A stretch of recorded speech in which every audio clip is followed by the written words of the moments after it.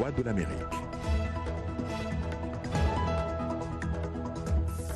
Mesdames, Messieurs, bonsoir. Bienvenue dans cette nouvelle édition de votre journal. On commence par les titres.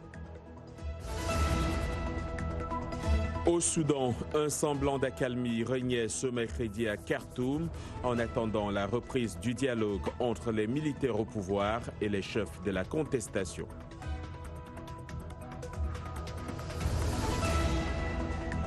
L'Ouganda enregistre son premier cas de décès dû au virus Ebola. Il s'agit d'un garçon de 5 ans qui était traité dans le pays.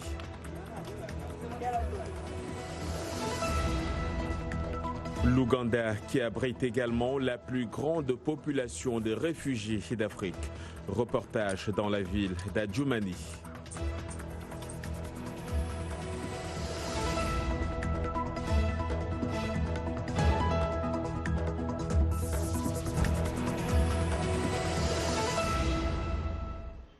Bonsoir à tous. La vie a timidement repris ce mercredi à Khartoum au lendemain de la décision de la contestation de mettre fin au mouvement de désobéissance civile.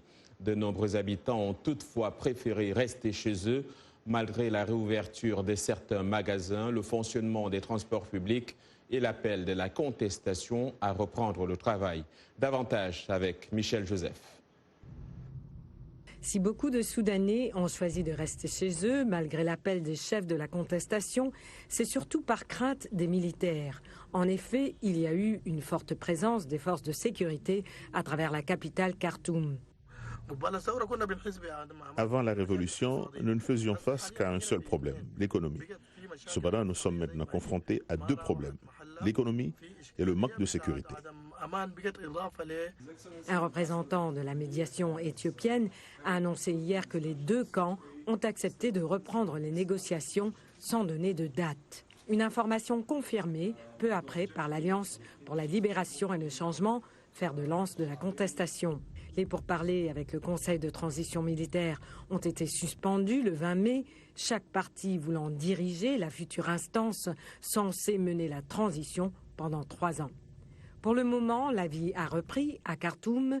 Des camions ont recommencé à ramasser les ordures et des files ont été observées devant les banques et magasins de la capitale soudanaise. La banque n'a pas d'argent. Quand j'ai tendu mon chèque ce matin, ils m'ont dit qu'il n'y avait pas d'argent et qu'il fallait utiliser un guichet automatique. Comme l'a dit un habitant, si la désobéissance civile s'est arrêtée ce mardi, la vraie reprise des activités se fera dans quelques jours. Également dans l'actualité ce soir, quelques 200 personnes ont manifesté ce mercredi à Nairobi au Kenya contre le projet de construction de la première centrale à charbon d'Afrique de l'Est à proximité de l'archipel de Lamu à l'est du pays. Il s'agit d'une populaire destination touristique qui inclut un site inscrit au patrimoine mondial de l'UNESCO et une riche vie marine. Le projet de centrale existe depuis environ 6 ans et a rencontré une vive opposition de la part de militants et de communautés locales. Le tribunal national pour l'environnement doit rendre le 24 juin un jugement sur le futur de cette centrale. Au Mali, le bilan de la tuerie de dimanche dans un village d'Ogon proche de Bandiagara dans le centre du pays, initialement estimé à une centaine de morts, s'établit finalement à 35 morts, dont 24 enfants. C'est ce qu'a annoncé le gouvernement malien dans un communiqué. Ce mercredi, par ailleurs, le gouvernement indique sans plus de précision que 6 personnes ont été interpellées suite à des contrôles de routine, dont 2 par la MINUSMA, la mission de l'ONU au Mali. À côté des conflits intercommunautaires, le Mali fait aussi face à la menace djihadiste. Salem Solomon s'est entretenu avec Corinne Dufka. Elle est directrice régionale pour l'Afrique de Human Rights Watch. Depuis 2015, le groupe djihadiste qui auparavant était basé au nord ont commencé à descendre envers le centre. Et ça a créé un effet d'aggraver la tension ethnique parce que le groupe islamiste ont visé leur recrutement envers le Peul, ou le Fulani. Ils ont commencé à attaquer et cibler certains membres de la communauté Dogon. Donc, la population Dogon a a pris pour eux-mêmes leur sécurité, mais ils n'ont pas seulement assuré la sécurité de leur village, sinon qu'ils ont allé à l'offensive, ils ont entré dans une dynamique de la punissement collectif qui a visé toute la communauté Peul. C'est inquiétant que le manque des enquêtes et des jugements des auteurs d'une cascade des massacres et des violences qui a continué jusque maintenant. On a remarqué que l'État malien a favorisé une approche de réconciliation, de réconcilier les différentes communautés. Ça, c'est très important, mais au même moment, c'est pas suffisant. C'est pas suffisant. Et on avait dit que le système judiciaire doit être impliqué pour enquêter et juger les auteurs. Sinon, ils vont continuer de le faire et d'opérer avec un sentiment d'impunité. 2 jeunes Canadiennes enlevées il y a une semaine à Kumasi, deuxième ville du Ghana, ont été libérées ce matin, selon le ministre ghanéen de l'Information. Les 2 étudiantes âgées de 19 et 20 ans ont été kidnappées le 4 juin au soir en sortant d'un taxi devant le Royal Golf Club de Kumasi, à environ 250 km au nord de la capitale Accra. Une 3e jeune femme qui se trouvait dans le véhicule n'a pas eu le temps de sortir lorsque ses 2 camarades ont été enlevés. La police n'a pas donné leur nom, mais a précisé qu'elles étaient des volontaires travaillant pour Youth Challenge International, une ONG d'entraide canadienne. Il n'est pas précisé si une rançon a été versée pour obtenir leur libération. La police affirme par ailleurs avoir arrêté 8 personnes, dont 5 Ghanéens et 3 Nigérianes. Au Cameroun, le gouvernement annonce 88 morts dans l'extrême nord du pays lors d'une attaque de Boko Haram. Parmi les victimes, on compte 16 militaires camerounais déployés dans le cadre du secteur 1 de la force multinationale mixte de la Commission du bassin du lac Tchad. 8 personnes civiles sont également comptées parmi les victimes de cette attaque attribuée à Boko Haram, selon un communiqué de Joseph Betty Assomo, ministre délégué à la présidence de la République chargé de la Défense. Le communiqué du ministre de la Défense précise que l'attaque a été menée par plus de 300 combattants de Boko Haram lourdement armés dans la nuit du 9 au lundi 10 juin 2019. 64 combattants de Boko Haram ont été neutralisés, 8 capturés, plusieurs autres blessés et en fuite. 3 embarcations détruites, mentionne le communiqué du ministre de la Défense. Au Nigeria voisin, le président Muhammadu Buhari a célébré ce mercredi à Abuja la journée de la démocratie et le début officiel de son second mandat à la tête du pays. C'était en présence de plusieurs chefs d'État du continent, notamment les leaders du Rwanda, de la Gambie, du Ghana, du Libéria et de la Namibie. Muhammadu Buhari, 76 ans, a prononcé un discours très attendu où il s'est engagé à consolider les succès réalisés pendant les 4 dernières années et à diversifier l'économie pour ne plus dépendre des ressources pétrolières seulement.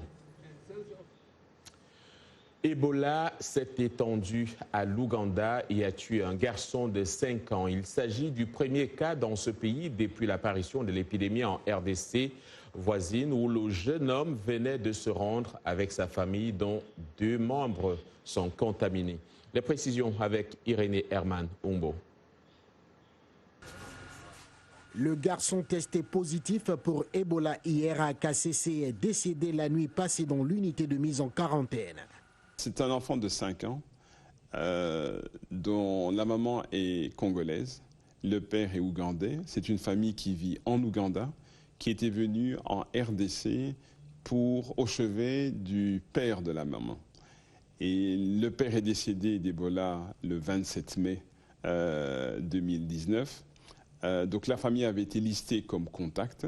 2 membres de la famille du garçon qui avaient été placés en quarantaine avec des symptômes similaires au virus sont également atteints de cette maladie selon l'Organisation mondiale de la santé. Ensemble avec l'OMS, les autorités ougandaises disent mettre les bouchées doubles pour contenir la maladie tout en indiquant 3 cas confirmés. Le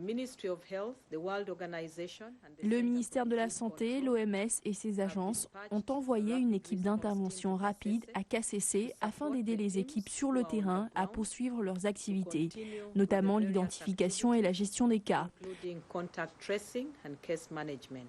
Selon l'OMS, l'Ouganda a vacciné près de 4700 membres du personnel de santé avec un vaccin expérimental. Le pays a déjà connu des épidémies d'Ebola. La plus récente remonte à 2012. 200 personnes avaient trouvé la mort en 2000 au cours d'une épidémie dans le nord du pays. On ne quitte pas l'Ouganda. Le pays abrite la plus grande population de réfugiés d'Afrique. 1,5 million de personnes, les 2/3 ayant fui le conflit au Soudan du Sud. L'accord de paix de l'année dernière a fait naître l'espoir pour certains Sud-Soudanais impatients de retourner chez eux. Mais la paix fragile décourage encore de nombreuses personnes qui hésitent à quitter les camps de réfugiés ougandais. De la ville d'Adjumani, en Ouganda, voici le reportage de Halima à Toumani, dans le pays. Le récit est d'Arzuma Compaoré. James Gwemawer retrouve d'autres personnes âgées originaires du Soudan du Sud pour un jeu de société dans le camp de réfugiés de Mahadji en Ouganda. Cela fait 6 ans qu'il est arrivé ici après avoir perdu son bétail lors des combats au Soudan du Sud. Avant d'y retourner, je dois d'abord assister à la réinstallation de mon peuple chez moi, sans guerre ni conflit tribal. Mais là, les choses sont toujours mauvaises. Je ne peux pas partir. Madeleine Moria, 63 ans, espère retourner au Soudan du Sud d'une manière ou d'une autre. Mon mari est décédé et a été enterré au Soudan du Sud. Mes autres enfants sont enterrés là-bas. Quand je meurs, je veux être enterré à côté d'eux. Il y a plus de 800 000 réfugiés sud-soudanais dans des camps en Ouganda, soit 4 fois plus qu'en 2016. Pour le ministre d'État ougandais chargé des réfugiés, c'est un défi majeur. Et lorsque le Soudan du Sud s'est effondré, nous avons accueilli des réfugiés dépassant des millions de personnes et notre système a été submergé. En mai, l'Ouganda et l'Agence des Nations Unies pour les réfugiés ont lancé un appel pour un financement de 927 millions de dollars afin de répondre aux besoins des réfugiés jusqu'en 2020. Selon l'Agence des Nations Unies pour les réfugiés, les donateurs ne voient plus la situation comme une urgence. Nous manquons vraiment du nécessaire en termes d'accès aux services de base. Pour le moment, les réfugiés sud-soudanais en Ouganda doivent se débrouiller avec les services de base et attendent le jour où ils pourront rentrer chez eux en toute sécurité. Des violents affrontements ont opposé ce mercredi à Hong Kong des policiers tentant d'empêcher des manifestants de faire irruption dans le Parlement de la ville où des dizaines de milliers de protestataires dénonçaient un projet du gouvernement d'autoriser les extraditions vers la Chine. Les autorités ont annoncé le report de l'examen du projet de loi controversé alors que des milliers de manifestants bloquaient plusieurs artères principales au cœur de la ville. Le président du Conseil législatif a déclaré dans un communiqué que la réunion durant laquelle les députés devaient examiner le texte en deuxième lecture aurait lieu à une date ultérieure. Et puis la défense antiaérienne syrienne a abattu dans la nuit de mardi à mercredi des missiles israéliens dans le sud de la Syrie. C'est ce qu'indiquent les médias d'État et l'Observatoire syrien des droits humains, faisant état de frappes ayant visé des positions du Hezbollah libanais. L'attaque a visé le secteur de Tal al-Hara dans la province de Dera, situé non loin du plateau du Golan, en partie occupé et annexé par Israël, a indiqué Sana. L'agence officielle syrienne précise que les dommages se limitent à des dégâts matériels et qu'il n'y a pas eu de pertes en vies humaines. Vous regardez Le Monde aujourd'hui en direct de Washington sur VOA Afrique.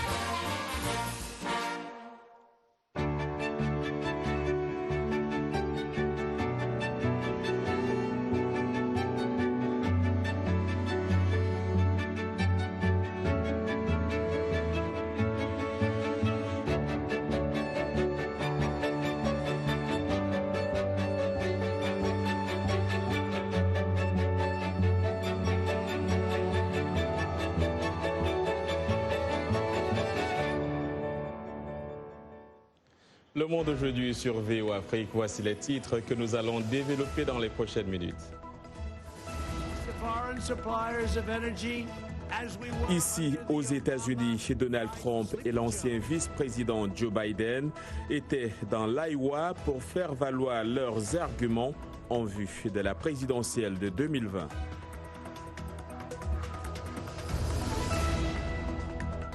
Le cannabis, un business en plein essor sur le continent. En Afrique du Sud, sa consommation a été légalisée depuis 1 an. Nous irons à Durban pour une exposition 100% cannabis. Et puis en sport, l'Afrique tient sa première victoire à la Coupe du monde féminine de football. Le Nigeria a battu la Corée du Sud.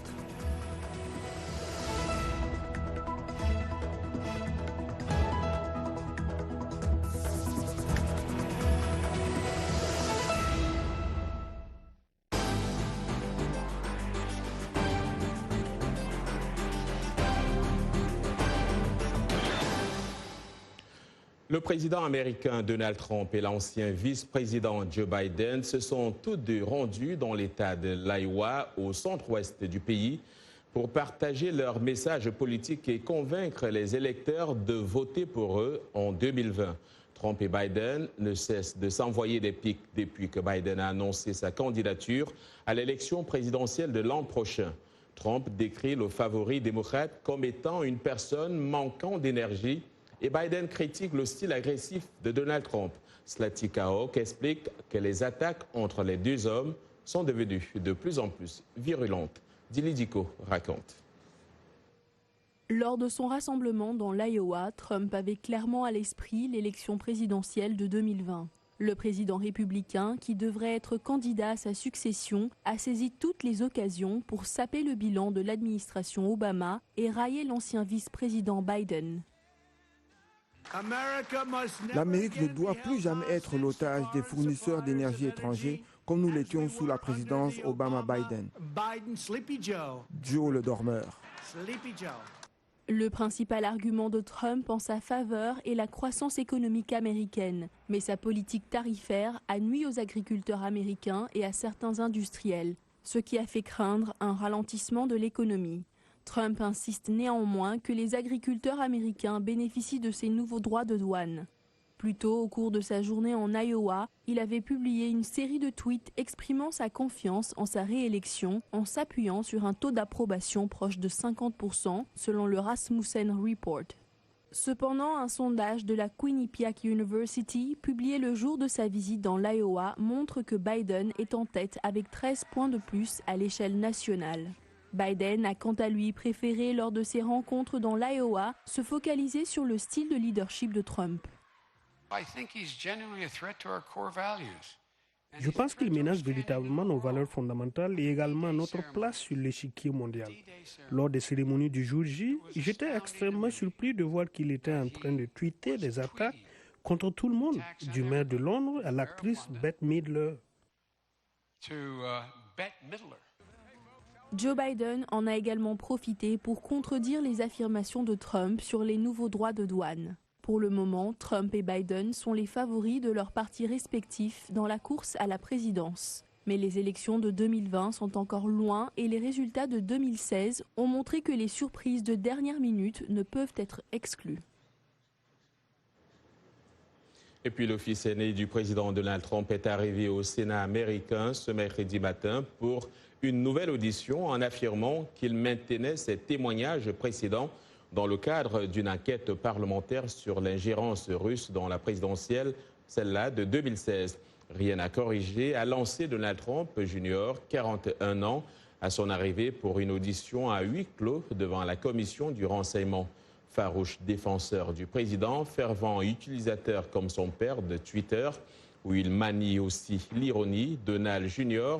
gère les affaires familiales à la tête de la Trump Organization. Il avait déjà été entendu pendant de longues heures par différentes commissions sénatoriales en 2017. La décision de la Chine de cesser d'accepter des ordures étrangères pour le recyclage a forcé les États-Unis à repenser leur système de recyclage. Yumo s'est rendu dans l'un des dépotoirs d'ordures en Virginie. Voici son reportage relaté par Lionel Gaïma.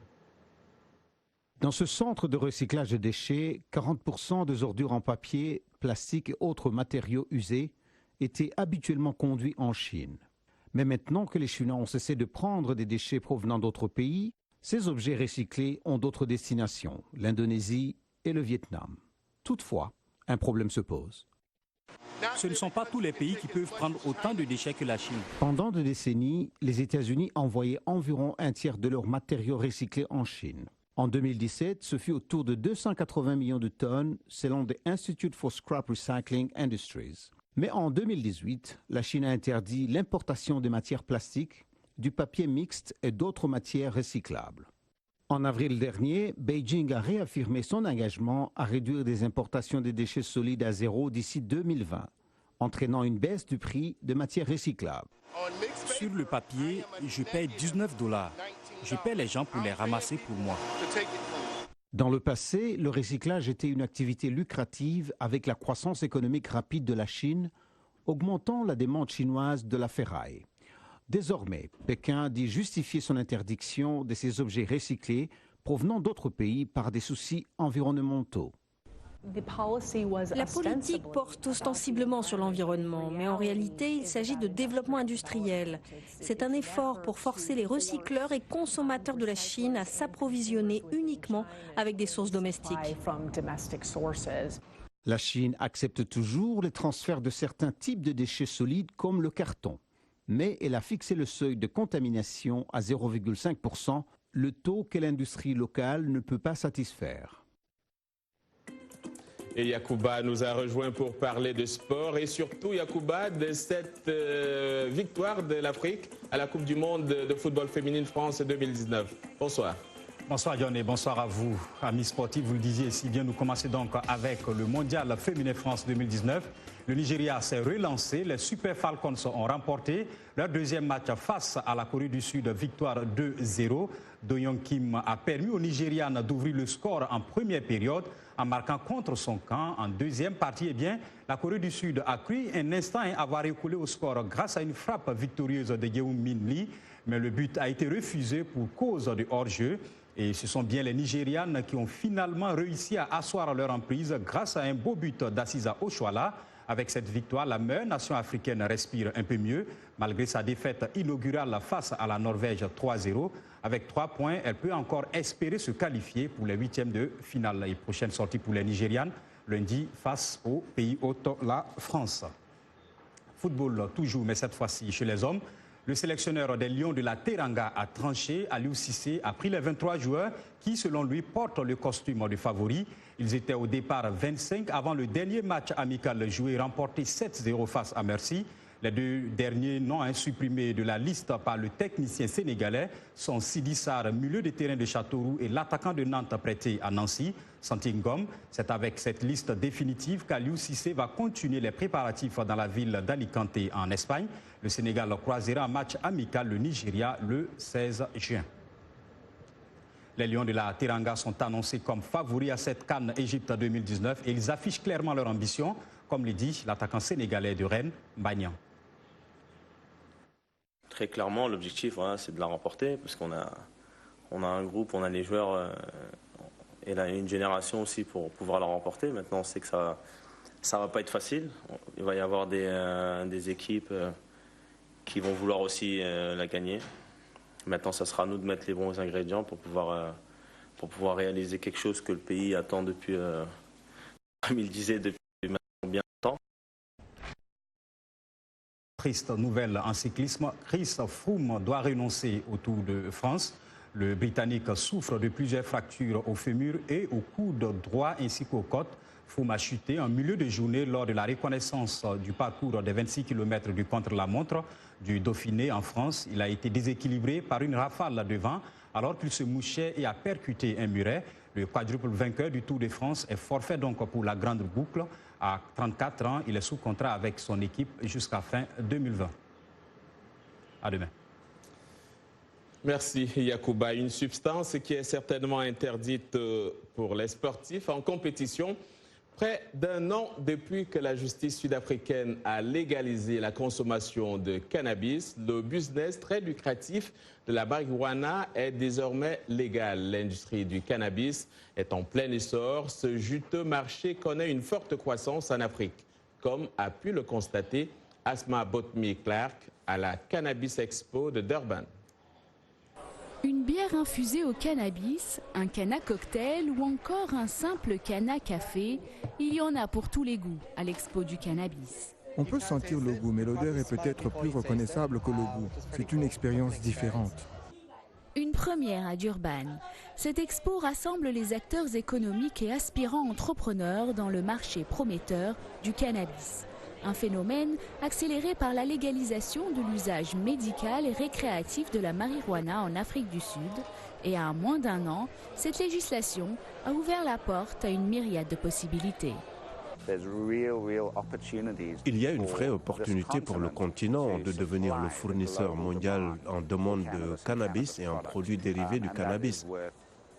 Cela vaut des milliards et les gens commencent à s'en rendre compte. C'est aussi pour cela qu'on voit de grandes entreprises pharmaceutiques de cannabis médical s'intéresser à l'Afrique en ce moment.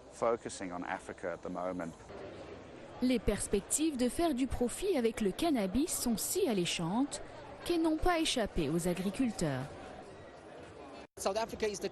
L'Afrique du Sud est le pays qui a le plus de jours ensoleillés au monde. En Afrique du Sud, nous sommes capables de produire 3 récoltes consécutives de cannabis par année. Et nous avons des millions d'hectares de terres qui ne demandent qu'à être cultivés avec du cannabis. Cela nous permettrait de construire les logements dont nous avons besoin, de produire la nourriture dont nous avons besoin et de mener l'Afrique du Sud vers un futur prospère.